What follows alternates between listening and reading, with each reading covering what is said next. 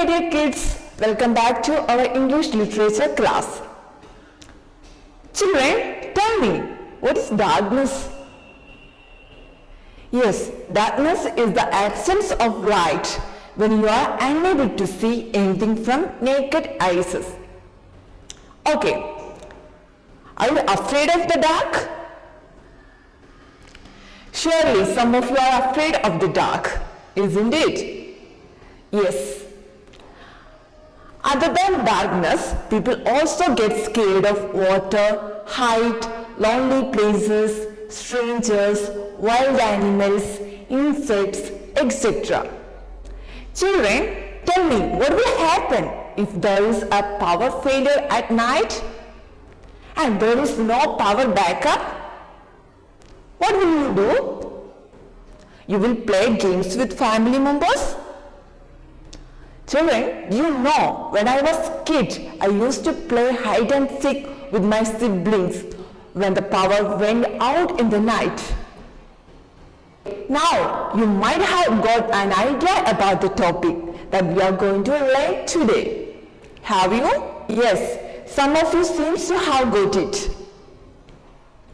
Yes, you are correct. Don't be afraid of the dark. So today we are going to learn our 12th chapter, and the name of this poem is Don't Be Afraid of the Dark. Here the poet tells a little child, little ones, not be afraid of the dark. Generally, children are afraid of night because of the darkness it brings. The poet is trying to explain that it is very important for night to come after day. He says that it is important for the sun to go down after the whole day so that the earth can take rest during the night and all the creatures on it can sleep peacefully. Further, he says that the sun's light is extremely strong, whereas the moon's light is always calm and soothing, which releases us after the day's hard work. Also, the stars shining brightly in the night. Sky forever and ever gives us light and hope. Now, let us have a look at all the important words in this chapter. Children, our first word, harsh. H-A-R-S-H, harsh. Repeat it after me. H-A-R-S-H. Too bright. It means too bright. Second word, thoughts. T-H-O-U-G-H-T-S, thoughts. Repeat it after me. T-H-O-U-G-H-T-S, thoughts. It means things that you think about. Things that you think about. Our third word, cease. Third word, cease. C-E-A-S-E, cease. It means end. It means end. Our last word, peace. P-E-A-C-E, peace. P-E-A-C-E, peace. It means calm and quiet. Calm and quiet. Children, these are the important words that we are going to learn in this chapter. Which are they? Harsh, thoughts, cease, peace. Harsh means too bright. Thoughts means things that you think about. Cease, it means end. Peace, calm and quiet. Children, now let us check the main concept of the poem in the form of mind map. Don't be afraid of the dark. The speaker asks the little readers to not be afraid of the dark because it is very important for the sun to go down after a whole day so that the earth can take rest. Then the poem talks about the stars that are twinkling forever.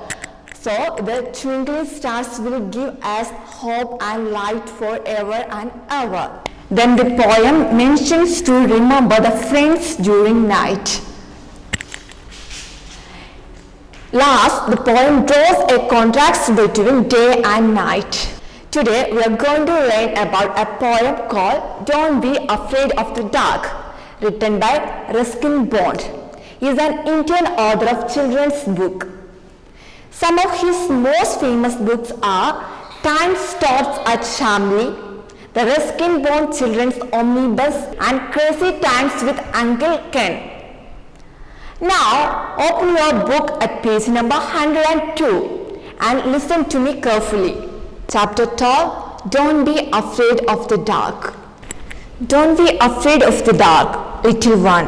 The earth must rest when the day is done. The sun must be harsh, but moonlight never. And those stars will be shining forever and ever. Be friends with the night. There is nothing to fear. Just let your thoughts travel to friends far and near. By day, it does seem that our troubles won't cease. But at night, late at night, the world is at peace. Can we recite the poem together? Along with me. Don't be afraid of the dark, little one. The earth must rest when the day is done. The sun must be harsh, but moonlight never. And those stars will be shining forever and ever. Be friends with the night. There is nothing to fear. Just let your thoughts travel to friends far and near. By day, it does seem that our troubles won't cease. But at night, late at night, the world is at peace. Now, what do you feel about this poem? Did you get any picture about darkness in the night? Okay, let us have an explanation about the poem. Don't be afraid of the dark. Okay. Now to the first stanza. Don't be afraid of the dark, little one. The earth must rest when the day is done. The sun must be harsh, but moonlight never. And those stars will be shining forever and ever. What have you understood from this stanza? Okay, children.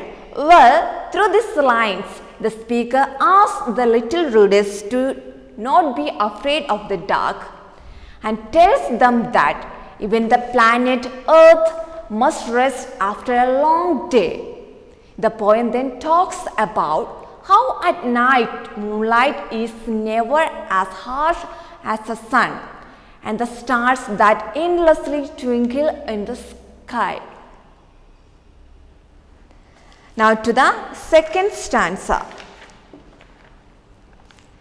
Be friends with the night, there is nothing to fear. Just let your thoughts travel to friends far and near. By day, it does seem that our troubles won't cease. But at night, late at night, the world is at peace. So dear kids, what do you understood from this stanza?